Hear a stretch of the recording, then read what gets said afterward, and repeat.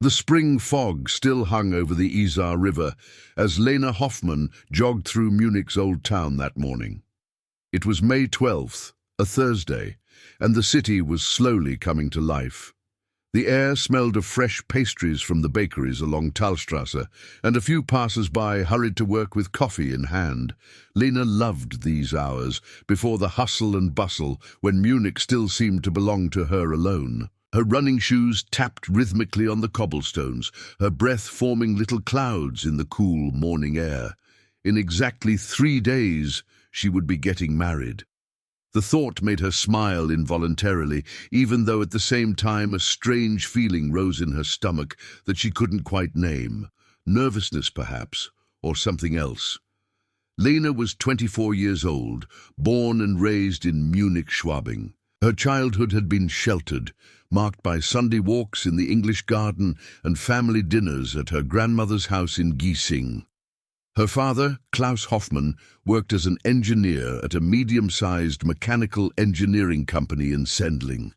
He was a quiet, conscientious man who had gotten up at 6 o'clock every morning his entire life and had never missed a day of work. Her mother, Margaret, taught German and history at a high school in Passing. She was the heart of the family, warm-hearted and well-read, always ready to listen and comfort. Lena had a younger brother, David, who had just completed his computer science degree at the Technical University of Munich and was now working for a startup in Schwabing. The Hoffmanns lived in a spacious apartment on the 3rd floor of a Wilhelminian-style building with high ceilings, stucco, and creaky wooden floors. Margarete always kept fresh flowers in the kitchen, and Klaus spent his weekends doing small repairs or reading the newspaper in the nearby beer garden. It was a family in which everyone trusted each other, secrets were rare, and honesty was considered the highest good. Christmas was celebrated together, birthdays were never forgotten, and every Sunday they had lunch together.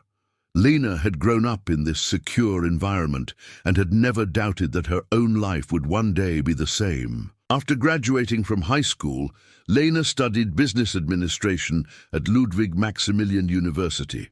She was ambitious, but not dogged. Her grades were good without her having to work too hard. She had friends, went out occasionally, and traveled to Italy or Spain in the summer. Nothing about her life was extraordinary, but that didn't bother her. She felt comfortable in her own skin, satisfied with what she had. In her 4th semester, she met Tobias Keller. It was at a birthday party for a mutual friend in a small club in Maxvorstadt. Lena remembered that evening vividly. She had worn a dark blue dress and didn't feel particularly comfortable because the music was too loud and the crowd was too dense. Then Tobias approached her, with a shy smile and a glass of wine in his hand. Tobias was 27, 3 years older than Lena, and worked as a project manager at an architecture firm in West End. He had studied architecture in Karlsruhe and moved to Munich 2 years ago to start working at a renowned firm. Tobias was attractive without being obtrusive, slim and of medium height, with dark hair and attentive brown eyes. He spoke quietly, thoughtfully, as if weighing every word before he uttered it. There was something serious about him, a depth that immediately attracted Lena. He was not like the other men she had met before, who had often been too loud, too confident, too superficial. Tobias listened. He asked questions that showed he was genuinely interested, and when he asked for her phone number, he did so cautiously that she almost had to make the first move herself. Their first real date was a week later. Tobias picked her up, and they took the subway to the Olympic Park. It was a sunny September afternoon, and they spent hours lying on the grass, talking and people-watching. Tobias told her about his childhood in a small village near Freiburg, about his father, a carpenter who had died young, and his mother, who had lived alone ever since, surviving on a small pension. He talked about his love of architecture, about how he imagined one day designing buildings that were not only functional but also beautiful. Lena told him about her family, her plans after graduation, and her uncertainty about what the future would bring. They talked until the sun went down and the sky turned pink, and when Tobias finally walked her home, he kissed her gently at her front door. The next few months were like a dream. Lena and Tobias became inseparable. They spent every free minute together, studying together in the library, cooking in his small one-room apartment in Sendling, taking trips to Lake Starnberg or the mountains. Tobias was attentive, caring, almost overly cautious. He always called when he was running late, sent her messages just to ask how her day had been. He brought her flowers, small gifts that showed he was listening and remembering. Lena's friends were jealous. Her parents were thrilled. Margaret kept saying that Tobias was the right man for her daughter, a man she could rely on, and Lena believed that too.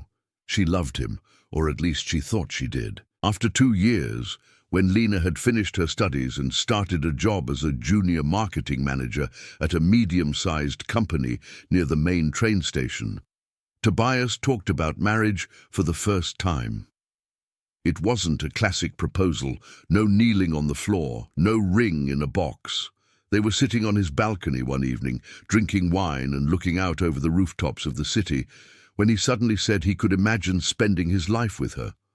Lena was surprised, but also touched. She said she felt the same way. Tobias smiled, and in that moment everything felt right. A month later, he officially proposed to her in a restaurant on Marienplatz. He had bought a ring, a simple gold band with a small diamond, not too flashy, just her style. Lena said yes, and her parents cried with joy when they told them. The wedding was planned for May 15th, a year and a half later. That gave them enough time to organize everything, save money, and find the perfect location. They chose a small castle on Lake Ammersee, a romantic location overlooking the water. The guest list included 80 people, family and close friends. Margaret helped with the planning, organizing the florist, the photographer, and the catering company. Lena bought her dress at a bridal shop downtown, a simple, elegant silk design that flattered her figure without being ostentatious. Everything seemed perfect. Everything seemed to be going exactly as she had always imagined. But at some point, maybe 6 months before the wedding, something began to change. It was nothing dramatic, nothing you could put your finger on. It was more of a feeling, a creeping unease that settled in Lena's gut. Tobias became increasingly controlling. He always wanted to know where she was, who she was meeting, when she was coming home. At first, Lena had interpreted it as caring, as a sign of his love. But over time, it felt different, oppressive, restrictive. He called several times a day, sometimes even during work, and if she didn't answer right away, he left concerned messages. He became jealous when she went out with colleagues, even if it was just a harmless after-work beer. Once, when she returned from a business trip to Hamburg, he questioned her for hours, wanting to know who she had talked to and which hotels her colleagues had stayed in. Lena tried to play it down, telling herself that it was just the stress before the wedding and that it would get better once they were married. But instead of getting better, it got worse. Tobias started checking her messages. Lena noticed it one evening when she came out of the shower and saw him with her cell phone in his hand. He claimed he was just checking the time, but she could see from his face that wasn't true. She didn't say anything. She didn't want an argument or a scene. But the unease grew. She started carrying her phone around with her more often and setting a password, which she had never needed before. And that only made things worse, because Tobias noticed, of course. He asked why she was suddenly so secretive, whether she had something to hide. Lena assured him that wasn't the case, but the questions didn't stop.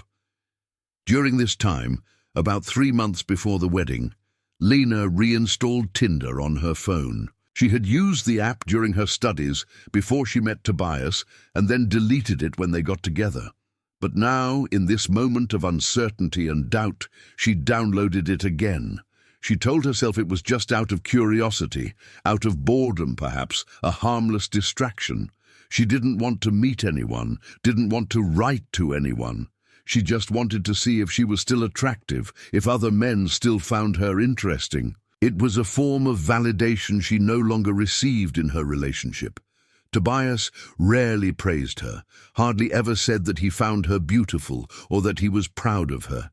Instead, he often criticized little things, her outfit, her hairstyle, the way she talked to other people. Lena felt increasingly invisible, as if she were just a role she had to fulfill. The perfect fiancée, soon to be the perfect wife. She posted a photo of herself on Tinder that was a year old, taken on a summer evening at Lake Amassay. She was wearing a light-colored dress, smiling at the camera, the sun behind her. Her profile was vague, revealing little about her. She wrote that she was from Munich, worked in marketing, loved traveling and good conversations. Nothing about Tobias, nothing about the wedding.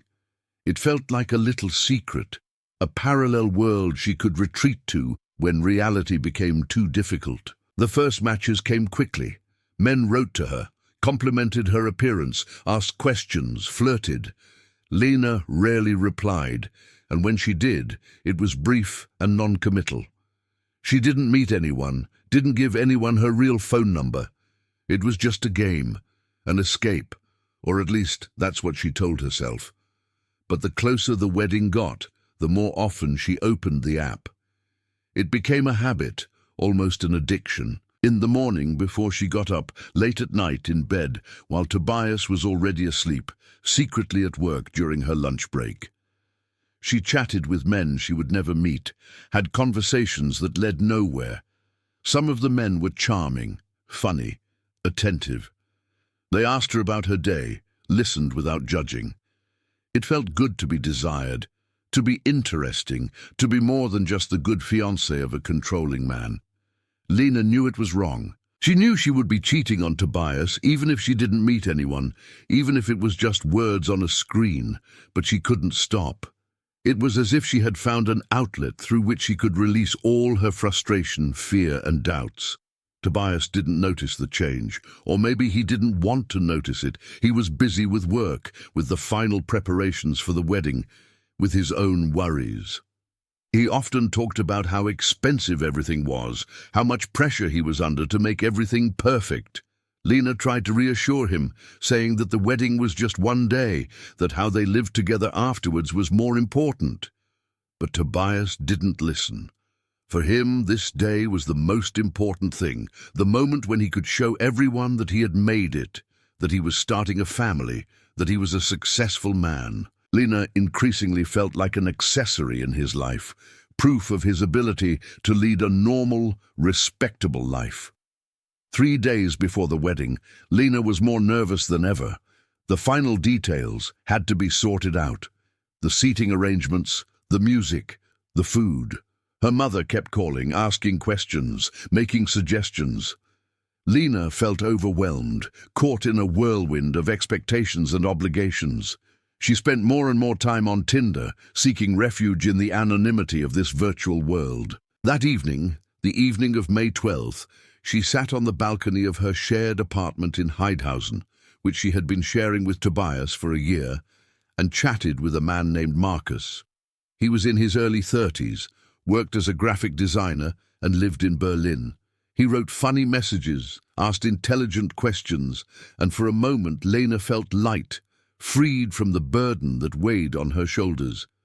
She wrote to him that she felt stressed, without mentioning why. He replied that she should just do what made her happy, that life was too short to worry all the time. Lena smiled at this message when she suddenly heard footsteps behind her. She turned around and saw Tobias standing in the balcony door. His face was expressionless, but his eyes were dark, staring at her with an intensity that sent a shiver down her spine. She quickly closed the app, put her phone in her pocket, and smiled awkwardly. Tobias asked who she had been texting. Lena replied evasively, "Just a friend, nothing important." Tobias said nothing, just nodded slowly and went back into the living room. But Lena sensed that something was wrong. She sensed that something had changed, that a line had been crossed, even though she didn't yet know what it was.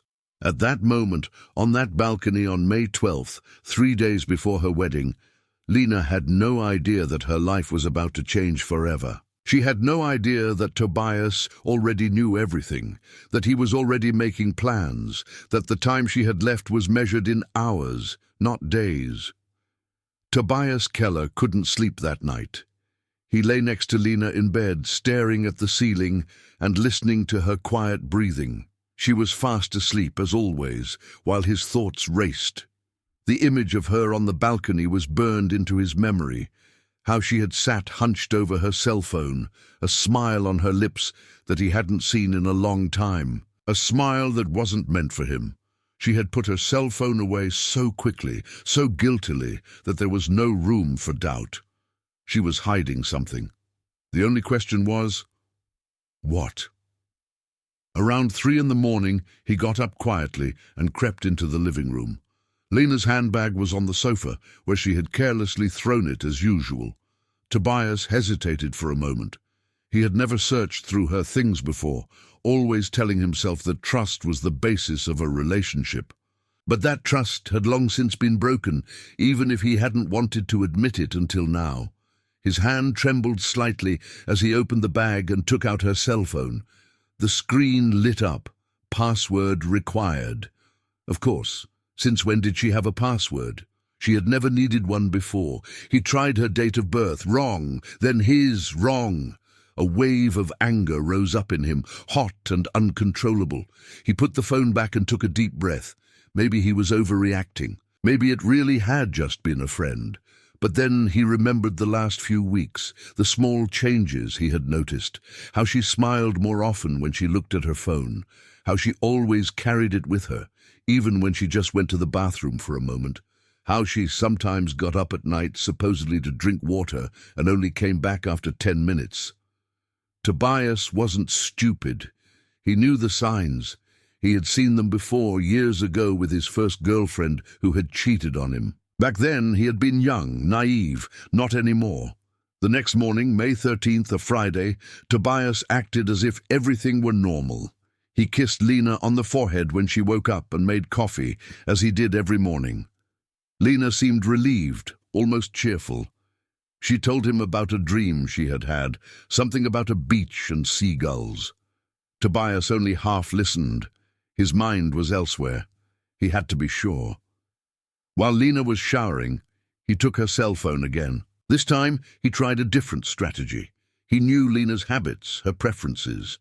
He typed slowly, 1, 2, 3, 4.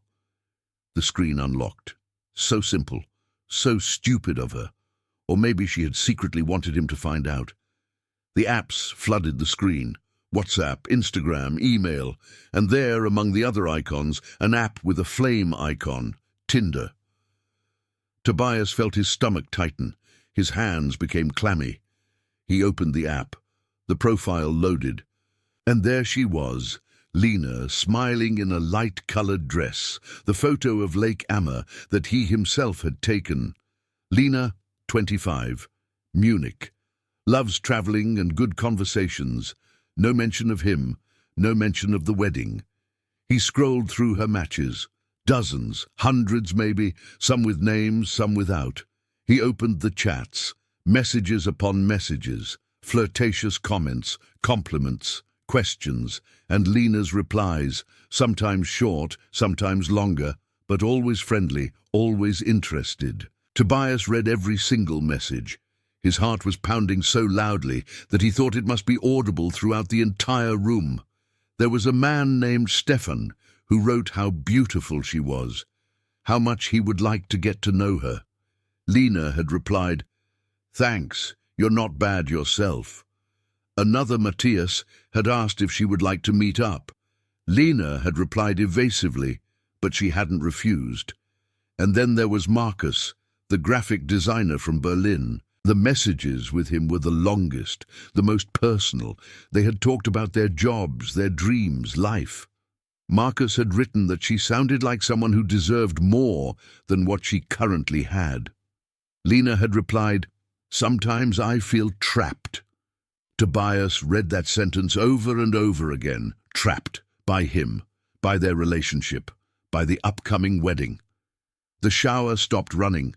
Tobias hastily closed the app, put his phone back, and stood up. His hands were shaking uncontrollably. When Lena came out of the bathroom wrapped in a towel, her hair wet, she smiled at him. "Are you okay? You look pale." Tobias just nodded. "Everything's fine, just tired."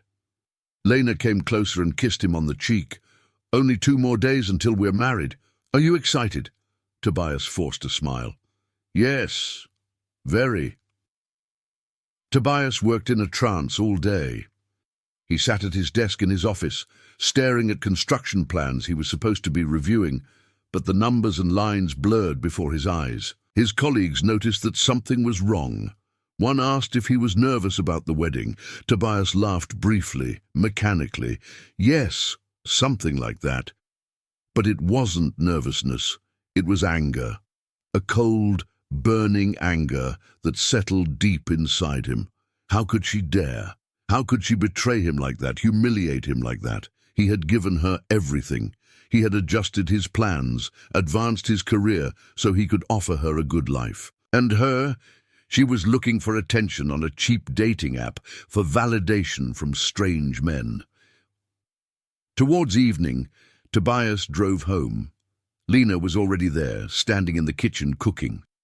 It smelled of tomatoes and basil, of normality. She was humming quietly to herself, a song he didn't know.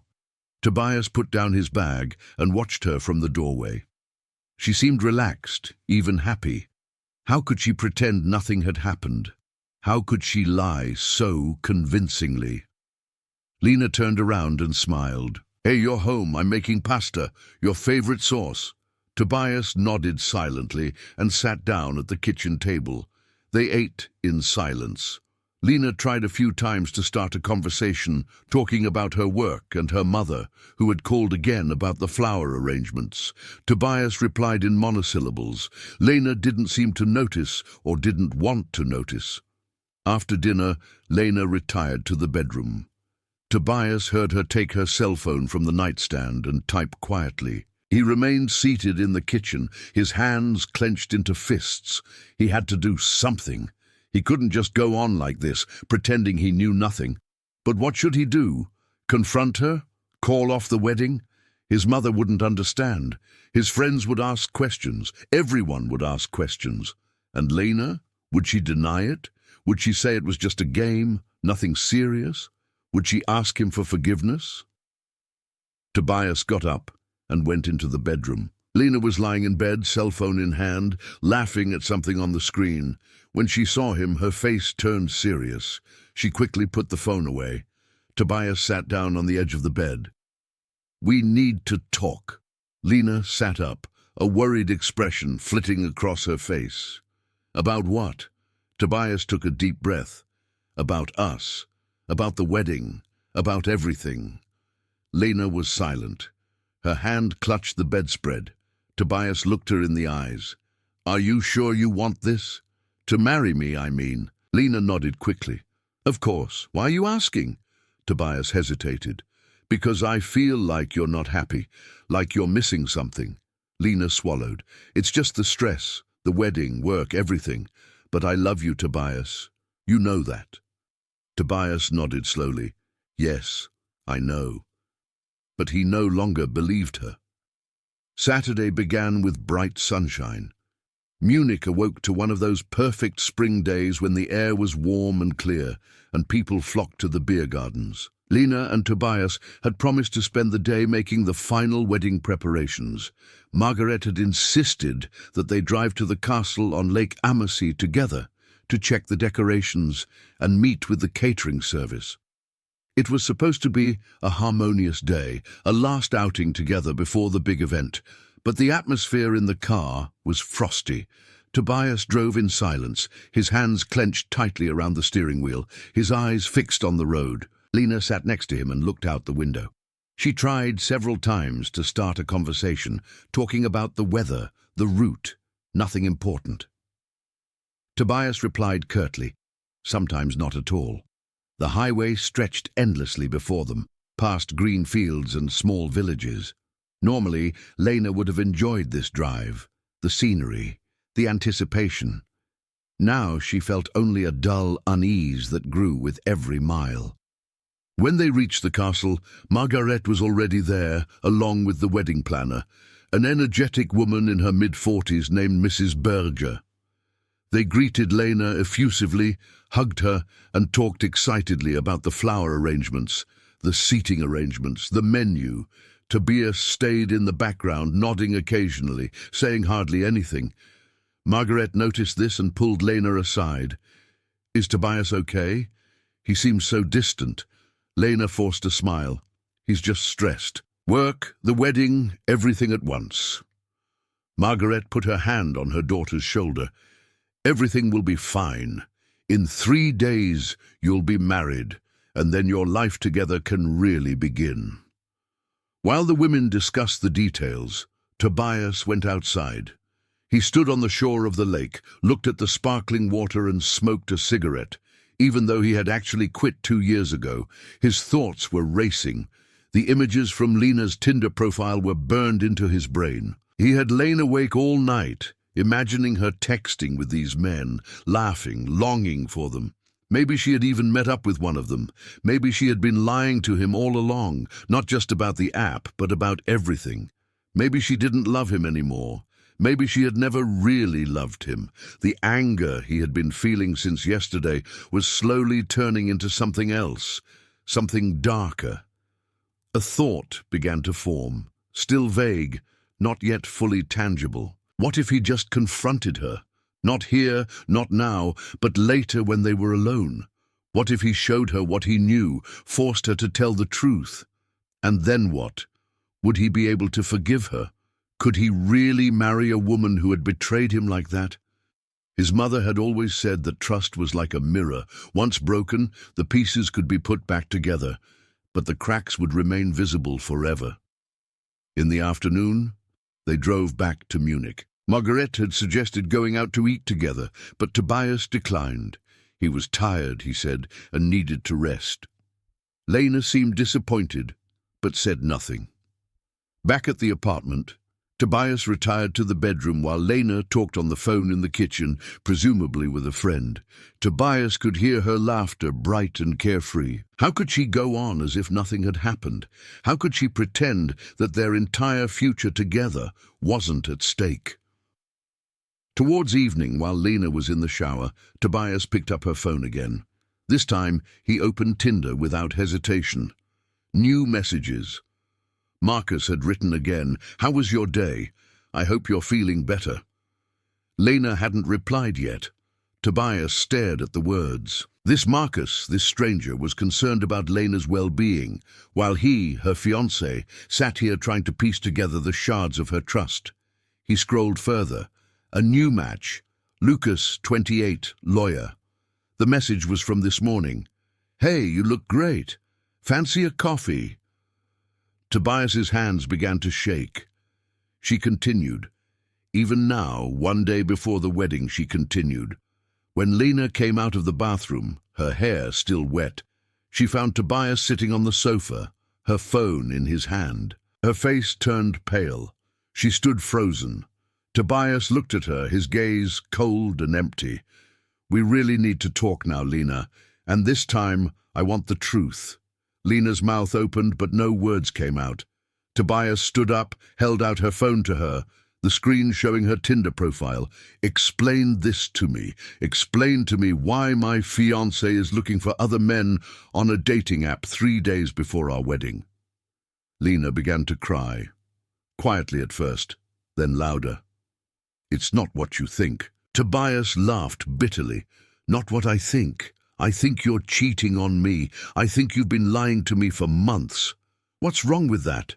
Lena shook her head.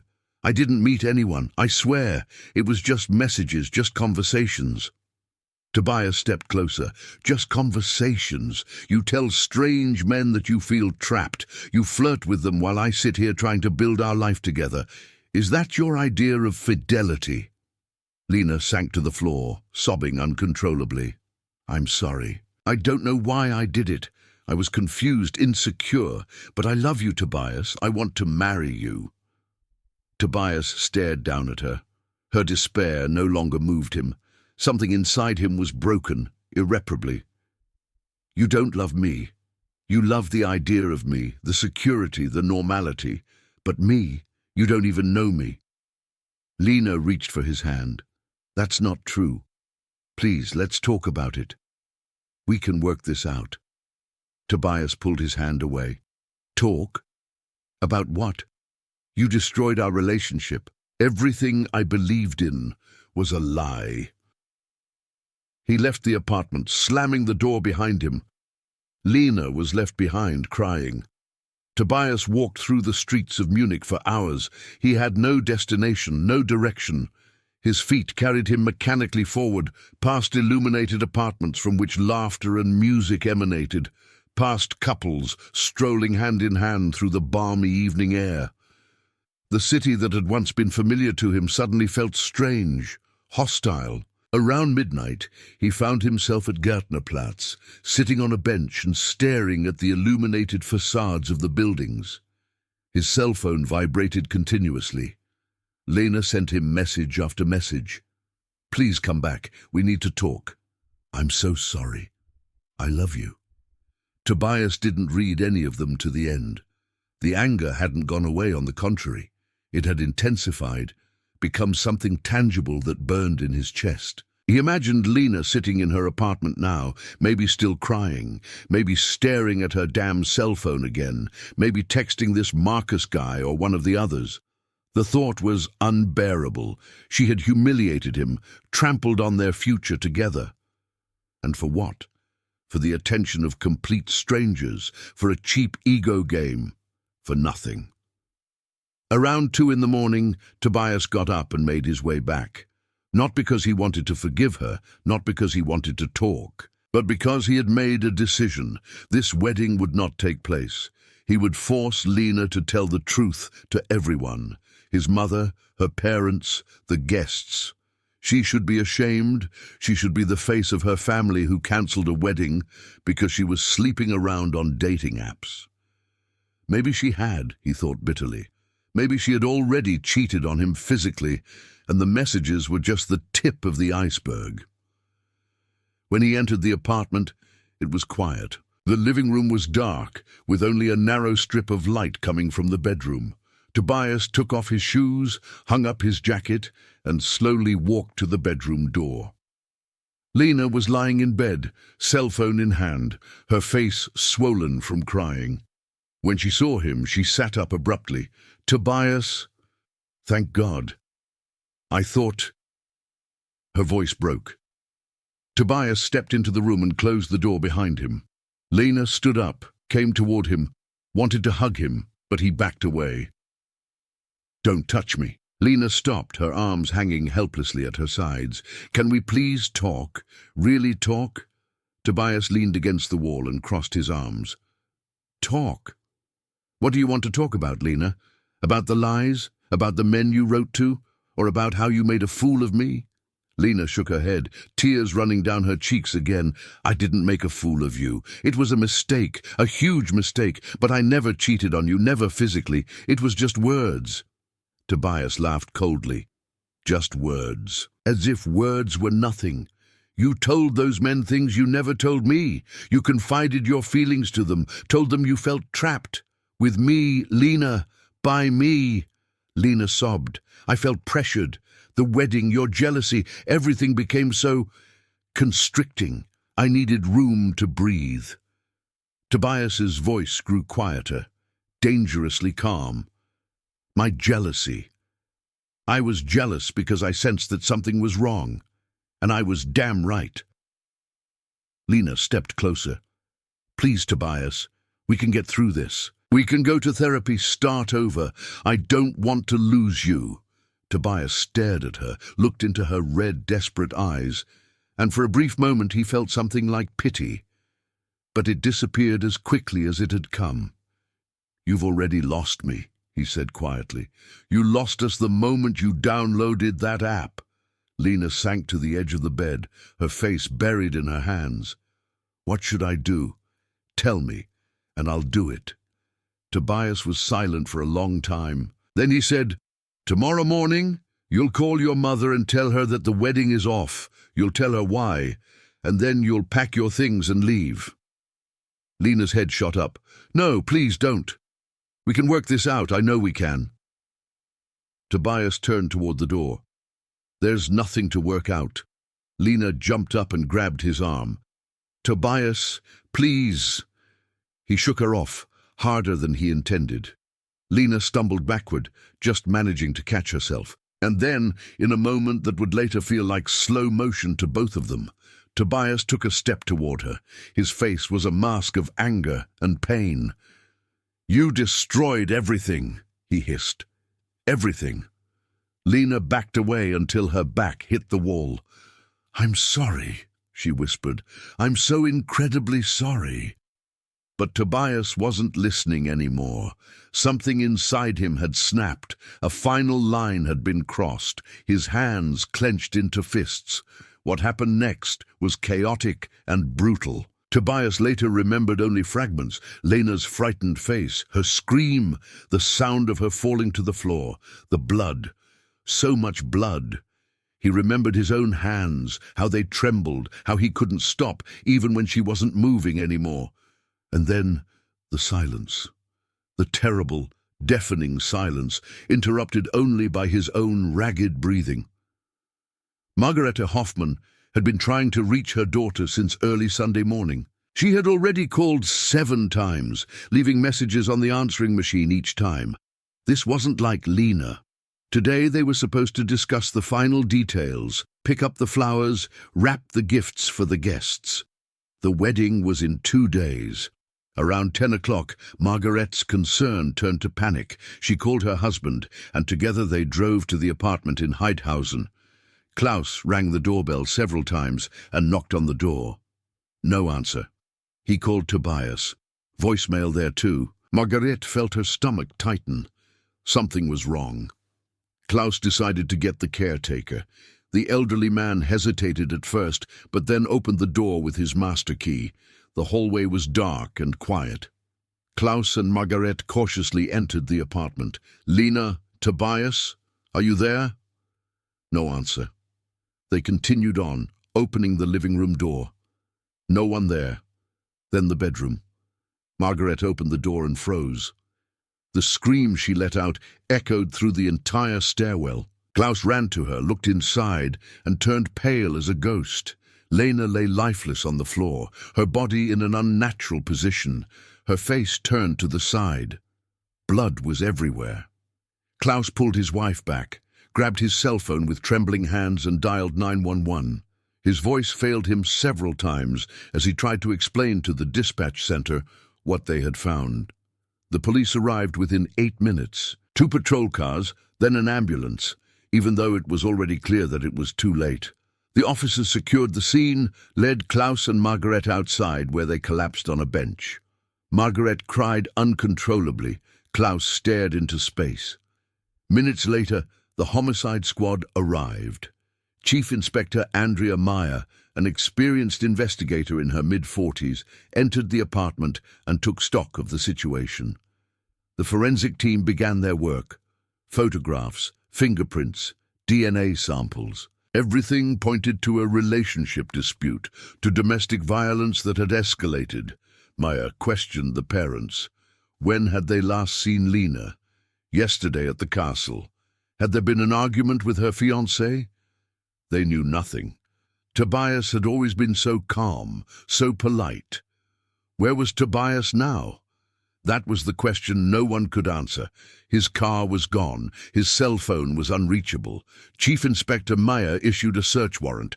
Tobias Keller was found 24 hours later. He was sitting in his car in a parking lot near Lake Starnberg, the engine running, an empty bottle of whiskey on the passenger seat.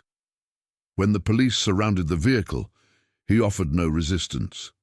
His clothes were stained with blood, his eyes empty. Chief Inspector Meyer conducted the initial interrogation. Tobias remained silent at first, just staring at his hands. Then, after 2 hours, he broke down and confessed everything. He told them about Tinder, about the messages, about his anger. He claimed it hadn't been planned, that he had only wanted to talk to her, to confront her, but then something inside him snapped. The investigators found Lena's cell phone and saw the app and the chats. The prosecutor built the case on jealousy and a need for control. Tobias had killed Lena because she had dared to seek freedom, a life outside his suffocating control. The trial began in September at the Munich Regional Court. The charge was manslaughter. The defense tried to plead diminished responsibility, emotional distress, but the evidence was overwhelming. Witnesses reported Tobias's increasing jealousy and Lena's fear in the last few weeks. Margarete testified in tears, describing her daughter as a warm-hearted young woman who just wanted to live. David, Lena's brother, left the courtroom before the verdict was announced. He couldn't bear it. The court sentenced Tobias Keller to 14 years in prison for manslaughter. Mitigating circumstances were recognized, but the judge emphasized that nothing, absolutely nothing, justified what had happened. Lena Hoffman had had the right to doubt, to make mistakes, to seek happiness. Instead, her search for freedom had cost her her life. The Hoffman family was devastated by the loss. Margarete took a break from school. Klaus became quieter and more introverted. David moved to Berlin to escape the memories. The castle on Lake Ammersee, where the wedding was supposed to take place, became a place no one wanted to visit anymore. Lena Hoffman was buried in the Waldfriedhof cemetery in Soln. Hundreds came to the funeral, friends, colleagues, relatives. Her gravestone read, Lena Hoffman, 1999-2024. She just wanted to be free. 3 days before her wedding, Lena's life had ended. Not by accident, not by illness, but at the hands of the man who had sworn to love her. A tragedy that could have been prevented, a reminder that love must never be control, and that jealousy is the most dangerous of all emotions.